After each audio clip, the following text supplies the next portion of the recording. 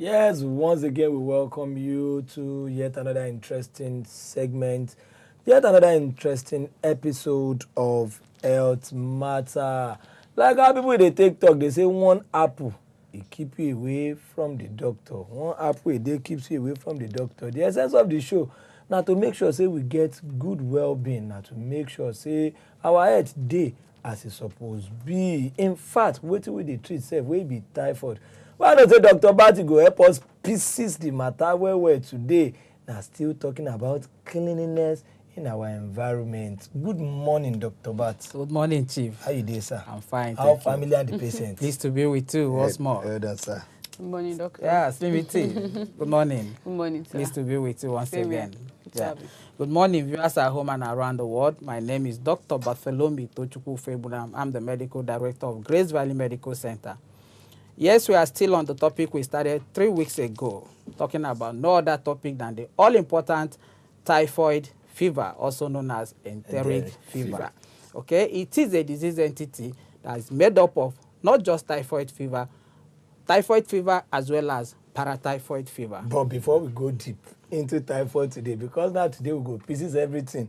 As far as typhoid fever is dey concerned, before we go further, e good make we quickly see this lovely video wey we go show now onto the event wey the Health Medical Center been organized. They put am together and they tag am men's health. Wetin men's health dey all about? Sensitization na im dey do plus some little medical checkup to make sure say men's health dey okay. So they go play us the video now. Sit back, relax, enjoy am. But when we come back, Dr. Bass, he go pieces matter on top typhoid fever. We dey come back.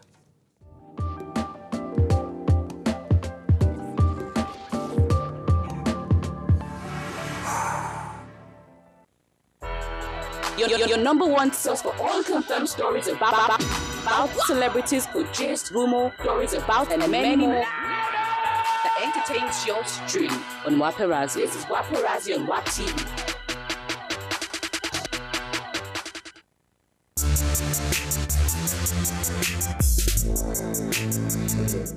Hi, my wonderful people. It's your favorite happy girl, flying girl, mama culture. Swaglicious, all shades of beauty. Baby girl to shine proper. Yes. So you now got to observe, say this is a different environment. Yes, okay. It is a different environment because say I did for Health Medical Center where free medical checkup got a shell. Yes, for free. But the unique thing about this one, we say, is just for men. Yeah. Amazing thing about this, we say, all the tests we're going to share today, now experts go to handle them. Name it, whatever test, and the most important test we're going to share on top today's free medical center. So you know what you're going to do? As usual, you go sit down for your chair or wherever you did, get a chilled drink, and enjoy yourself. We hear it all the time. Eat well, rest, take your medications. But I want us to own that, because it's no use me preaching things that we know people are not going to do. So part of it is what we're doing today. Already we have picked up several people today with serious health issues who were not even aware. So when things like this are going on, please take advantage of it. That is the first thing. The second thing is, people don't take advantage of what is available within their community. Particularly in Lagos, they're revamping the primary health care. So a lot of people today have had to say, go back to your primary health care. Today, we've advised you to do one thing or the other. Use the facilities that are available in your area.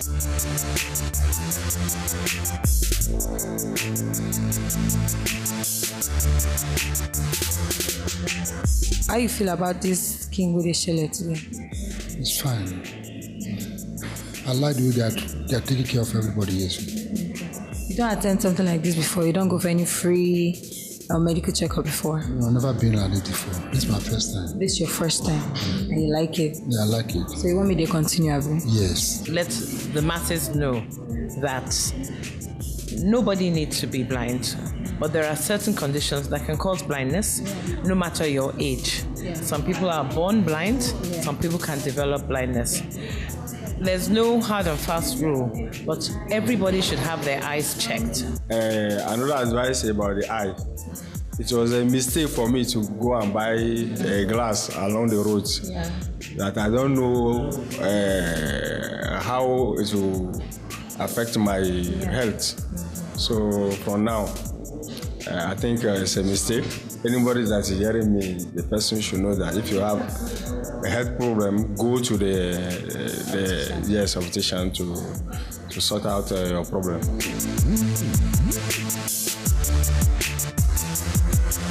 Well, now don't hear from yourself. Say health, now wealth. And it is advisable, say once in a while, you go to the nearest hospital with your yard, with your side to do check your health. Go meet special people who study and for schools, where they get certificates. Like this hospital now is registered, is recognized, and the person will get time is a specialty. Yeah, she's a doctor. Yeah. So go check yourself. Your number one source for all confirmed stories about celebrities, good gist, rumor, stories about, and many more that entertains your stream on Waparazzi. This is Waparazzi on WAP TV.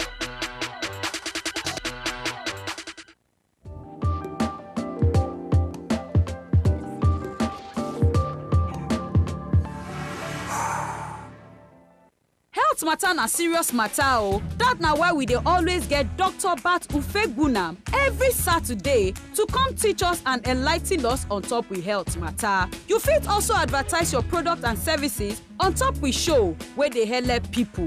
Terms and conditions apply sha o. For advert placement and sponsorship, make una call Stella Maris on top 070 3914 5229. Rebecca 070 6969 1950.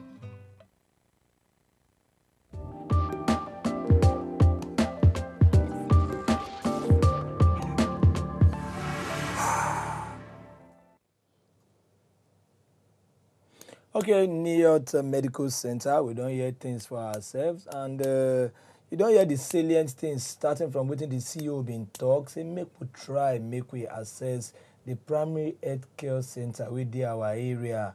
How often would they go there? She would just look and like say, this one that small bit to generating day there, nothing day there. She said they don't revamp them. Many sophisticated machines don't enter the place, make we assess them. Then about the glasses, you hear for yourself, if you get eyes issue, where person go just go under bridge for sele, pick any glass, knock am, I beg. They say this kind of thing are like, say person, they write open invitation to blindness. So we say thank you very much to New York Medical Center for that facility where they've been provided. Dr. Bat, what have you got to say to New York? Yes, so I must say a very big thank you to New York Medicals. All hands must be on desk. It's not just a government problem alone. So we all need to join hands to ensure that we have a populous, a healthy population in Nigeria. So once again, we'll be going back to the topic that we started. Don't forget, health, they say, wealth. Health, they say, is wealth. Okay? So today we are looking at typhoid fever. It's a topic we started 3 weeks ago, like I said before. We did say at the beginning, today we'll be able to run down to areas where we've not been able to touch. Prevention. When you talk about prevention, we'll be looking at vaccination, vaccines that are available, as well as treatment. Okay, so but before that, I want us to do a recap to some of the things we have said before, so that for viewers who are joining us for the first time, they will be able to follow from where we stopped. What is typhoid fever? Typhoid fever is an infectious disease of public health importance. It's a disease that is caused by Salmonella typhi. Okay, Salmonella typhi is a form of bacteria that affects human. We did say at the beginning that typhoid is not actually as common as we have made it to look in this environment. We try to compare it with malaria, which we have also in this environment, because it's fast becoming a sing song. You see people coming to hospital, even before they meet the doctor, they almost always, some of them will come with diagnose themselves. Yes, some of them will come with lab tests that will have wider as well as MP. Okay, but what we are saying is that in doing so, you must allow the doctors to do the diagnosis so that we don't end up abusing drugs like we have in our environment today. A lot of people are on safe prescription, and as a result of this, a lot of resistance are being developed to the drugs that ordinarily should treat typhoid with ease. Okay, permit me to also point out that in developed countries of the world like America and England, they usually see less than 300 to 500 cases of typhoid in a year. But what do we have in this environment? Okay, don't forget. 300,000 or just 300? 300, less than 500 a year in the United States. Why is this so? Okay, all over the world, globally, according to WHO facts sheet, it affects about 11 to 20 million people globally, annually, causing less than 200,000 deaths. Okay, but it is more in areas where poor sanitation and poor hygiene predominate. Talking about some parts of Southeast Asia, countries like India, Pakistan, as well as some other African countries, but it's heaviest in Southeast Asian countries. It is also heavy in Nigeria, but not as much as those places. But I also want to point out that, for instance, if we want to compare, if we want to actually make comparison between the occurrences of these two diseases, talking about malaria and typhoid, in 2017, for instance, alone, malaria was said to have affected 219 million people across the world. But when we talk about typhoid fever, we are looking at between 11 million to 20 million people being affected globally on annual basis. That is in accordance with WHO statistics. There are some other sources too that may put a figure at maybe a lower or a higher level. Okay, so essentially, I also would like to point out that humans are the only carriers of typhoid, are the only hosts for typhoid, meaning that we can only get typhoid from each other. Okay, how do we get typhoid? Through contamination through fecal-oral contamination. What does that mean? When you have stool or fecal matter contaminating water sources, contaminating the food and drinks that we eat, these are some of the ways we can get typhoid. Also, people who have typhoid do shed the bacteria in their stools and urine. Okay, so when you come in contact with stools of an infected person, not just an infected person, sometimes you could have healthy carriers. Healthy carriers are people who have typhoid. They harbor it in their gut, okay, but they don't come down, they don't have the disease. They don't come down with the disease, but they have it in their gut.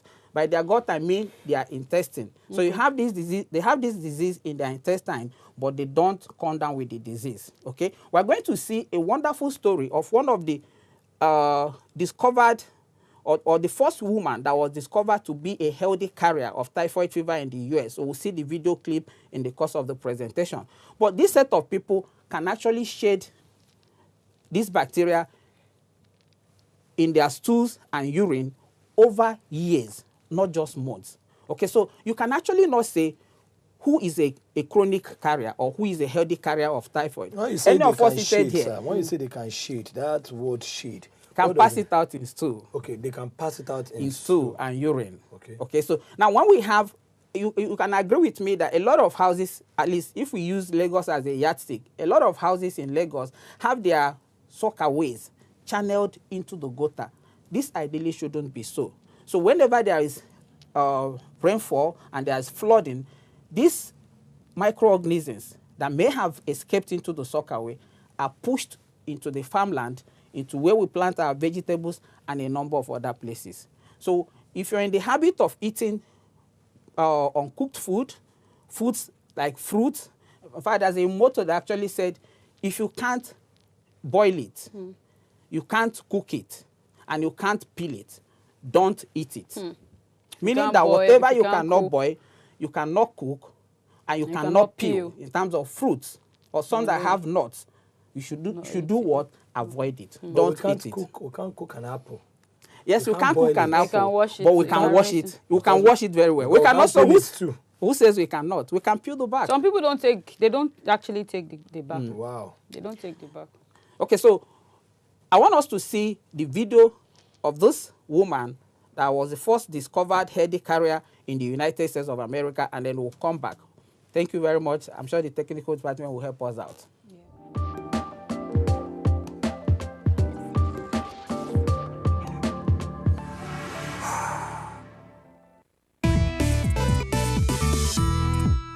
If you are one of the almost 5 billion people with access to clean water and good hygiene, there are a lot of reasons to be thankful. For one thing, you don't have to worry about typhoid fever. The disease, which is caused by a bacteria called Salmonella typhi, is spread by infected food, water, or contact with a sick person's feces or urine, and symptoms include vomiting, diarrhea, and a nasty rash. But some people don't have any symptoms at all. They're carriers and can still spread the disease even though they aren't sick themselves. Mary Mallon, better known as Typhoid Mary, was one of those carriers. In the early 1900s, typhoid fever was mainly a problem in poor urban communities, but suddenly, about 3,000 people, including rich families, got sick. And it was all thanks to Mary Mallon. Mallon immigrated from Ireland to New York City in 1883 and started working as a cook for wealthy families. We don't know when she originally got typhoid fever, but she was definitely a carrier, and the family she worked for always got sick after she started cooking for them. But by the time someone came to investigate, Mary had always moved on to the next house. Her luck ran out in 1906 while she was working for a family in Oyster Bay on Long Island in New York. The family came down with typhoid fever, which was totally unexpected because Oyster Bay was home to the rich and famous,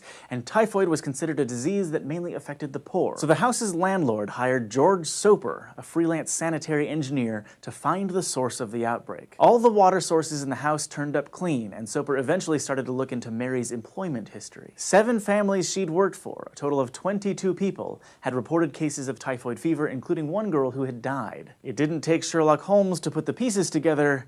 Mary was a typhoid carrier. Even if they feel fine, carriers carry the typhoid-causing bacteria in their cells for years, which means they can get other people sick too. The carrier doesn't feel sick, but the bacteria are still in their feces and urine, so they can spread the disease if they don't wash their hands well. But even though Mallon was a cook, at first it didn't make sense that she'd spread typhoid so easily. Even if she didn't wash her hands, any bacteria in her food should have died from the high temperatures involved in cooking. Except, it turns out she was preparing non-cooked foods too. One of her most popular dishes was peach ice cream, which was packed with raw peaches. After Soper's investigation, Mallon was forced to have her feces tested for typhoid. The test was positive, so she was quarantined in a small shack on North Brother Island, a tiny island east of Manhattan. Mary Mallon was the first known typhoid carrier in the United States, and her case wasn't handled too well. Health officials didn't do a great job explaining to Mallon why she was spreading disease even though she didn't feel sick, and they didn't prepare her for life as a carrier. 3 years later, she was released from quarantine, but she had to promise not to go back to cooking. Mallon didn't have a way to make a decent living doing anything else though, so when the city lost touch with her, she went right back to the kitchen. 5 years later, typhoid fever broke out at Sloan Maternity Hospital in Manhattan, infecting 25 workers and killing 2 people. Health officials went to the hospital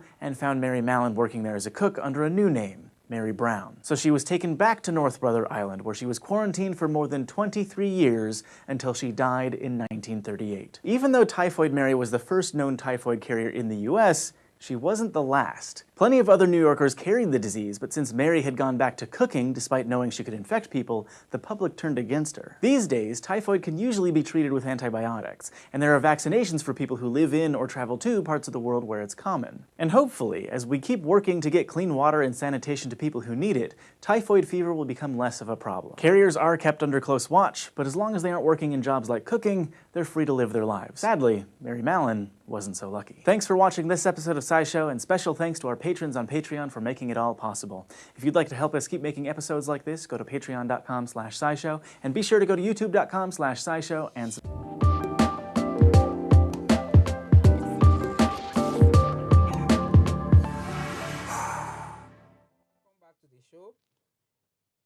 we heard and saw what happened on that video. And the question is, how many Typhoid Marys do we have hidden in a number of eateries, in a number of hotels, in a number of schools where they have boarding students that are being cooked for by some cook, even in our houses. Okay, what about our parents? What about ourselves, people who cook? Do we know? Party food. Party jollof. So it's difficult. It's difficult to actually say who has it or who does not have it. You can actually be a healthy carrier and not know because you're not coming down with the disease. Okay, so it behoves on all of us to make conscious effort to go and get ourselves tested for this deadly but highly preventable disease. Talking about typhoid fever. When we say get tested, we don't just mean you should go for the regular wider that we do in this environment that we have said that it is not reliable, it is not as sensitive as the other ones that we need to do. We've talked about last week that if we actually need to clinch the diagnosis in places where the facilities are available and the expertise exists, one can do bone marrow. Okay, that can give you 80 to 90% of positive yield. Okay, it does not, is also not affected by prior commencement of antibiotics or concurrent antibiotics use at the time of doing the test. Okay, if you're being caught, if the symptoms are within the first 1 week, one can also do blood culture. We have said that before, but you don't just need one blood culture to make the diagnosis. You need multiple blood cultures. Okay, you can also do a stool culture if you're caught in the second or the third week, as well as urine culture. These are scientific proven ways that we can actually discover and identify this disease, and as well as that will enable us to commence treatment. Yes, I do know in this environment that we have people who is a government, there's a law in the government circle that everybody that handles food, be it in a hotel or eatery or fast food joint, must go for what we refer to as food handlers test. I think it should be 6 monthly or yearly basis. But how many of us are doing it? We are waiting for the government agencies to come and chase us around, and you don't know that you're indirectly killing yourself, killing your customers, as well as your family members, even without knowing. So it behoves on all of us. Everybody should make conscious effort. Are you a hotel owner? Are you a joint owner? A lot of things we do in these places are avenues through which we can actually pass typhoid fever. Look at the ice cream that was displayed to us on the short video clip that we saw a while ago. We do a lot of things like that. Foods that are uncooked. Talk about smoothies. Talk about juices that are prepared. Okay. Like now, I actually saw the picture. Yes, I actually saw the picture of the Mary. She had nails and all whatnot. Okay, so how many of our women who are keeping their nails but they still make our food? There's no way you can wash your hand after using the toilet and be able to wash off all the dirt you have in your fingernails. So indirectly, if you're handling foods that are not going to be cooked, if you're a typhoid carrier without knowing, just like this innocent Mary, you'll be infecting the entire population as well as the people around you. Permit me to also point out that typhoid fever is a notifiable disease in developed countries of the world. Notifiable in what sense? Notifiable in the sense that if they pick one person in the population that has typhoid fever, the authorities concerned will be notified, the person will be quarantined and make sure that the person is safely treated. Because if you allow the person to get into the population, infects another person, and it the goes person like that, infects another person, and then it begins to spread. That is why today in the US, they have less than 400 cases in a year. In the UK, they have less than 500 cases of typhoid fever in a year. Who says we can't do that? Typhoid is thriving in areas where you have poor sanitation, in areas where you have poor sewage system, in areas where you have where you lack potable water supply, as well as some other things. So we need to make conscious effort. Now, going back to some of the signs and symptoms that this disease can actually present with. Before we go back, sir, it is good we quickly make a let's make a conscientious effort to open the phone lines now so that our viewers can help us with the numbers, as you always do. Call in. Okay, so guys, of course, talk to Dr. Bat today to ask you, take your questions. 08105434981, and of course 08173147589. Just keep the volume radio on TV set, and we are good to go. Yeah. So emphasis today is on prevention. In the last 2 weeks, we made conscious effort to talk about the presentation, and I'm going to quickly do a recap. How does this disease present? I must say that it is difficult to distinguish typhoid presentation from the presentation of malaria or any other common febrile illness in our environment, in the sense that they all have common symptoms. Okay, but usually in someone who we are treating for malaria or somebody who has taken malaria drugs for some days, if you're not getting better, typhoid also should be suspected. Okay, but not on the basis of the wider test that we usually do. How does this disease present? Okay, in some people, it could present with fever. Let me also start by saying that in some cases, it could be asymptomatic. It shows no symptom. But in some people, it could present with fever. Fever is said to be a dominant presentation when we talk about typhoid. In 75 to 80% of cases, people who have it may be presenting with fever. what type of fever? Because we usually talk about the characteristic of fever. We define fever beyond just mentioning fever. Number one is that it usually starts as a low-grade fever that builds up or moves high over the days.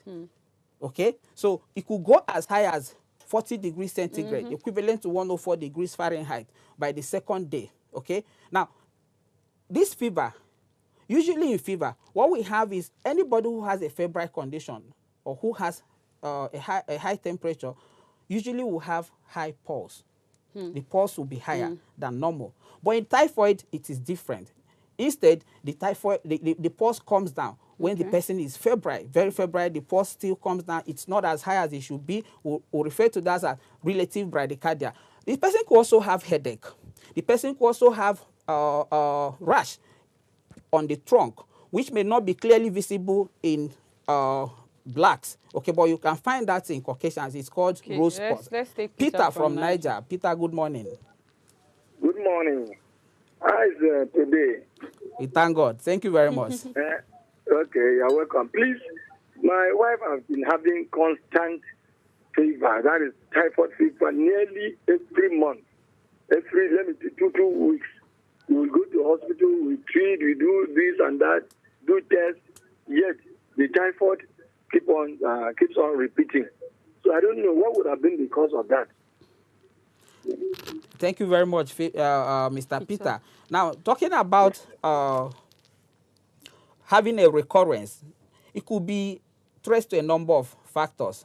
Number one is that, like we said before, a proper diagnosis needs to be made. That would be a good starting point. Okay, because like we said before, a lot of febrile illnesses, when we talk about febrile illness, we mean illnesses that have something to do with fever, will have similar presentation. Okay, so number one is proper diagnosis is needed. Number two, when I'm talking about proper diagnosis, I'm looking forward to having culture tests, multiple cultures, not just one for such an individual, not just the regular wider test, which we do for a lot of reasons in developing world because it is cheap and it can easily be done. Okay, it is not as accurate. Number two, it could be a case of malaria or resistant malaria in this environment. But my advice would be to ensure that you take back your wife, return her to the hospital for re-evaluation and further treatment. Thank you very much. So, like I said at the beginning, we'll be laying emphasis on prevention today. Okay, so talking about prevention, it would be nice to talk about the fact that apart from the things that we can do to protect ourselves, typhoid has vaccine. I don't want to use the word vaccine preventable. Okay? Because the vaccines that are currently available for typhoid are not 100% effective. However, they give some degree of protection. Some experts put the figure to 50 to 60%, okay, of protection. We have before now, we had 2 regular vaccines that can be used for typhoid, but very recently a 3rd one was added. Okay, let me talk about the previous ones that we've been using for ages. There are actually 2 of them. Number one is the oral attenuated live typhoid vaccine. These occur in capsule formulations. Okay. Usually, anybody who wants to take such a vaccine will be given 4 capsules, which will be taken every other day. If you take one, day 1, the next one will be taken at the 3rd day, the next one will be taken at the 5th day, the next one will be taken at the 7th day. And usually when you're done with the tablet, with these capsules, the immunity will start counting from about a week to 2. Okay? People who are 6 years and above can take this vaccine. But if you're below 6 years, you can actually not take this. Okay? There's also an injectable one that is called inactivated typhoid vaccine. Inactivated means killed. Killed. Okay. Okay. So the vaccine has been the first one we said attenuated.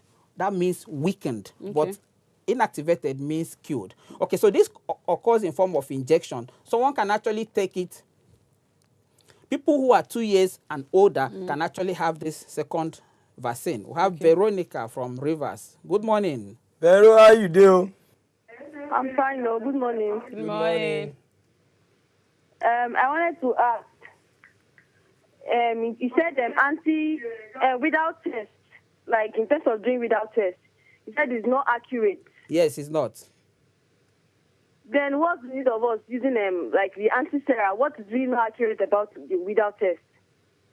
Now, there are a lot of things why that test is not accurate or is not as sensitive as it should be. Number one is when you consider the fact that a number of disease conditions in this environment, like malaria, for instance, can have cross-reactivity as well as give you a positive reading for typhoid. In medicine, we usually say that why that test is not pathognomonic of enteric fever or typhoid fever, meaning that it is not a specific test for typhoid fever.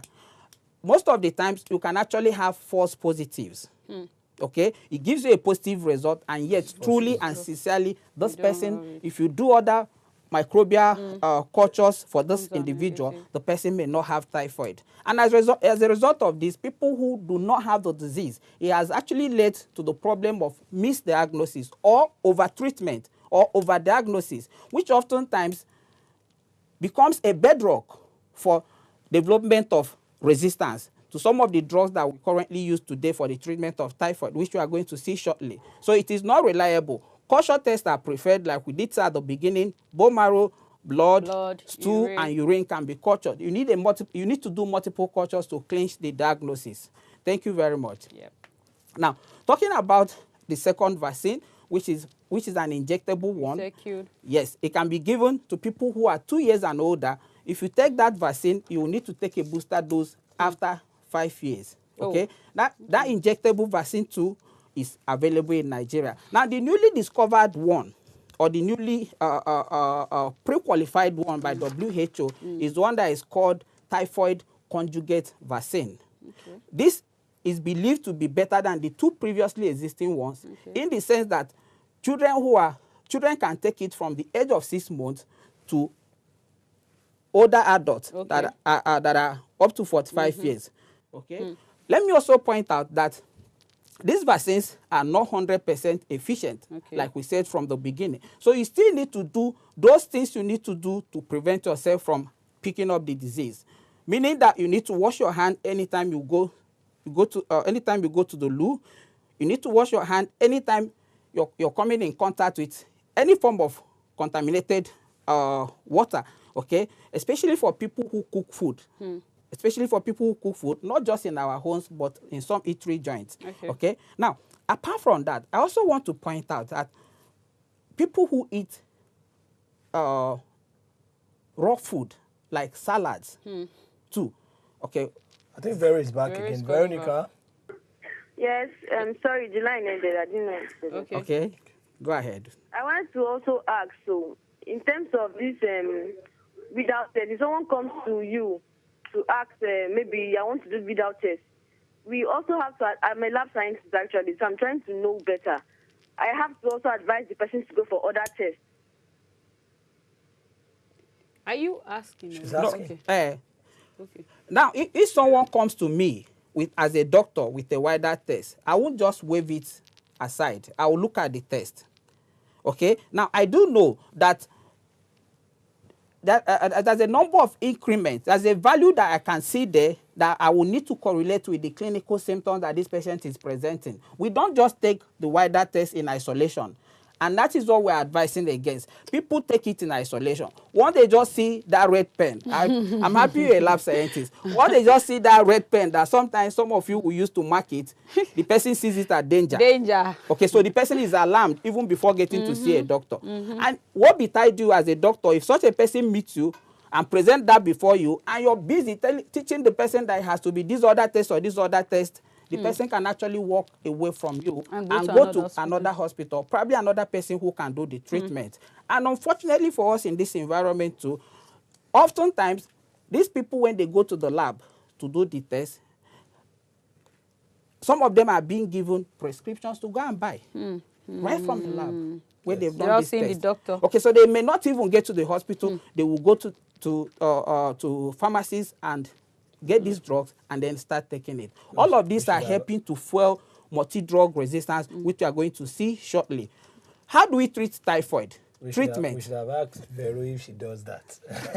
I don't want to put her on the spot. It's not about her as a person, but it's about principles. Okay, so talking about treatment, how do we treat typhoid? Because we dwelt so much on the presentation as well as what we can do to prevent. Now, in treatment of typhoid, I also will start by saying that this culture test usually will take days. Okay. And as a doctor, your clinical diagnosis, the presentation of those patients, your clerking, your examination findings will help you to make a provisional diagnosis. Okay? Usually, when you have a provisional diagnosis, you could also have differentials. If it is not this, if it is not A, what other things can it be? B, C, D. Okay, so you have them in view. Yeah. You're keeping everything in view. You can actually take the samples that you need to do for lab for this patient, and then you initiate your treatment. Because if you're waiting for the culture result to be out in days and the patient and lose the patient, that will not be nice. Okay, because we know we are in an endemic region where we have typhoid all the time because of poor hygienic practices, poor sanitation, poor waste disposal management. Okay, unlike what we have in industrialized or developed world. Okay, now talking about treatment, I also want to start by pointing out that at the moment, there seems to be, or they have documented history of drug resistance to the commonly used drugs. Before now, drugs like amoxicillin used to be very effective for treatment of typhoid, but not anymore. It is no longer the first line. When we left amoxicillin, we went to the fluoroquinolones, where you have drugs like ciprofloxacin, levofloxacin, and others. They were effective in some cases, but at the moment, resistance to fluoroquinolones have been documented in some parts of the world, especially in Asia. Okay, but beyond that, one can also be treated with the cephalosporins. When we talk about cephalosporins, we are talking about drugs like ceftriaxone or cefotaxime and other family members of such drugs. They are effective in treating typhoid. Okay, and for this group of drugs that I mentioned last, there have not been any case of recorded resistance to them. Okay, so in terms of duration of treatment, some school of thought will tell you that if you make a diagnosis of typhoid in someone, as you're doing the treatment, you should also be doing repeated cultures to see if it has cleared from the person's stool. Okay. Okay? Meaning that you don't just put the person on drug and say, all is well. Yeah. After taking the prescription, go home. You're fine. Okay? Now, apart from the antibiotic therapy that we can do, the other supportive treatment we could also do. If the person is in the hospital, you could do rehydration. If the person is having, depending on what the person is presenting, if the person is presenting with neuropsychiatric symptoms, you also need to treat along that line. Okay? So the treatment of typhoid, ideally, in this environment, usually for us doctors, we advise that it should be nothing less than 10 to 14 days of treatment. But what do we have? The usual happening in this environment is that when anybody started on drugs, if you feel better, you just stop using the drugs. By the third and fourth day, okay, you just abandon your drug. If you're in the habit of doing that, please do not do that. I'm concluding now. I must point out that typhoid is a deadly disease that could come down with a number of complications. Top on the list, one of the most feared complications that can occur in typhoid is typhoid perforation. I cannot end this presentation without talking about it. Typhoid perforation, sometimes when individuals have this problem, they don't even know what they're having. What they know is that they have severe abdominal cramp. Okay? It takes them to get to the hospital. Sometimes the treatment will have to be, most of the time, the person will have to do surgery to have such a problem solved. Okay? Apart from that, the other complications that there can be, there are neuropsychiatric complications that could come from typhoid as well. So it is a disease that we must ensure. We do not just have to wait for the government agencies alone to force us to go and do food handlers tests. Let us ensure that in our organization, if you're in the business, or if you're in hospitality business, you own an eatery joint, you own a hotel, ensure that all your workers that are involved with handling of food routinely go for these food handlers tests, not just going for wider tests. I beg of you. If we're able to do this, we'll be able to achieve what other industrialized nations of the world like America and UK and some other places have done to achieve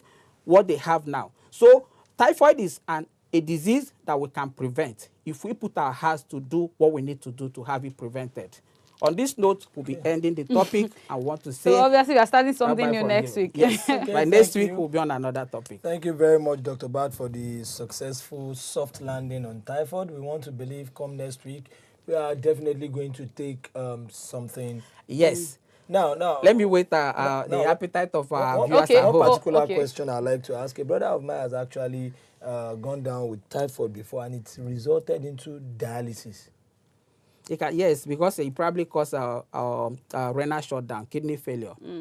Okay, but next week we'll be going to measles. Don't miss it. There's an outbreak now ravaging the whole globe, the whole world. Okay, so we are going to measles next. Thank you. It's something that must we need to discuss. I'm from Slimity.